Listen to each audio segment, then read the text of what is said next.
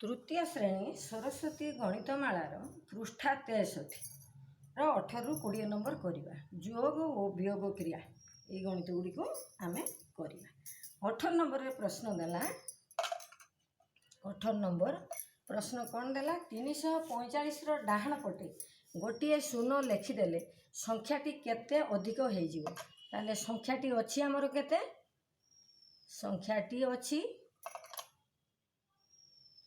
345 ये 345 रे आमे गोटे शून्य लिखिदेवा डाहाण पटे 3 4 5 0 ताले नूतन संख्या हो गला केते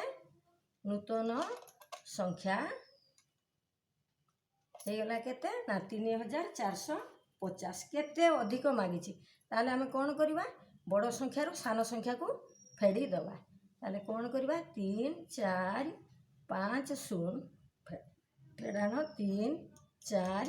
5 ताले केते हो हमर 5 5 0 5 एठी 4 रु 4 गला 1 3 हैला ताले केते अधिक हला 3105 केते अधिक हला 3105 हला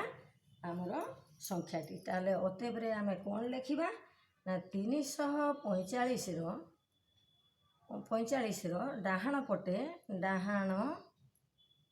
पटे गोटे शून्य जोड़िले गोटे शून्य लेखिले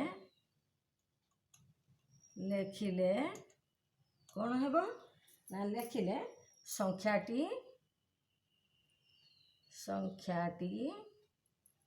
3105 एटी जो बाहरी एटी हमर 3105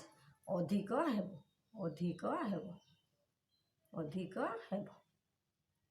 हैला उत्तर हैला 18 नंबर रो काम आमे सारिलु। बर्तमान 19 नंबर टी को करवा देखो 19 नंबर रे प्रश्न कौन देला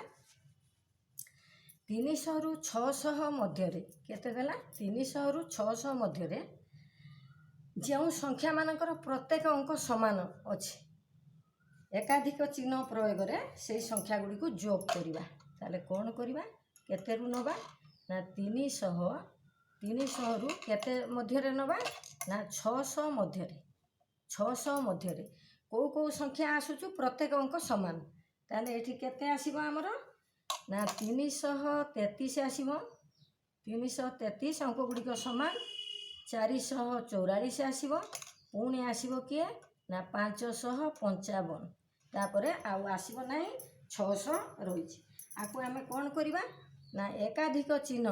प्रयोग रे आकु आमे जोग करिबा काकू ए तीनोटी संख्या को जो संख्या आमे बाहर करू ताले केते करिबा ना 3 3 3 युक्त केते करिबा 4 444 पुणी करिबा 555 आकु आमे कोन करिबा ना युक्त करि दबा देखो 5 4 9 9 ये 3 12 एठी हे गला हमर केते 12 रु 2 को आनिबा जोगफल तळकू आउ ए जो हाथ रे थिबा एक बा बळका एक को एकाधिक चिन्ह आकार रे ता पाख पछ संख्या ऊपर एकाधिक चिन्ह आकार रे रखिबा वर्तमान कोन करिबा ना 5 4 9 12 एक 13 हे गला 13 रु 3 को रखिबा एठी हे गला हमर केते ना 13 रु 3 को जोगफल तळे रखिबा हाथ रे थिबा बा बळका एक को 3 रो बाम अंक ऊपर एकाधिक चिन्ह आकार रे रखि दबा हैला पुणी देखिबा 5 4 9 12 एक 13 ताले जोगफल हमर केते हला ना 1332 अतएव जोगफल 1332 उत्तर है। बर्तमान देखिबा 20 नंबर टी देखो 20 नंबर रे अछि जोग वियोग देला 20 नंबर रे कौन देला ना 425 फेडान 765 युक्त 525 ताले मझिर गोटे फेडान दे देला समान मागिला केते आमे या पछपटे 425 रो किछि नाही माने युक्त चिन्ह अछि हैला ପଛପଟେ କିଛି ନାହିଁ ମାନେ ଗୋଟେ ଯୁକ୍ତ ଚିହ୍ନ ଅଛି। ତାହେଲେ ଯୁକ୍ତ ଇଏ ଯୁକ୍ତ ଚିହ୍ନ ଥିବା ସଂଖ୍ୟା, ଏ ଦୁଇଟା ସଂଖ୍ୟାକୁ ଆମେ କ'ଣ କରିବା ନା ମିଶାଇ ଦେବା। ତାହେଲେ କ'ଣ କରିବା ନା 425 ଯୁକ୍ତ 525 ମିଶାଇ ଦେବା। ଫେଡ଼ାଣ କେତେ ନା 765 ସମାନ ହେଉଛି ଡ୍ୟାସ୍ କିଛି ନାହିଁ ଆଉ। ତାହେଲେ 4 5 4 9 950 950 ଫେଡ଼ାଣ 765 ତାହେଲେ କେତେ ହେବ 5 10 185 ହେବ। ତାହେଲେ ଅତଏବ ଯୋଗଫଳ ଆମେ ଯେଉଁ ସମାନ ଥିବା ସ୍ଥାନରେ କେତେ ଲେଖିବା ନା 185 ହେଇଗଲା ଆମର ଉତ୍ତର।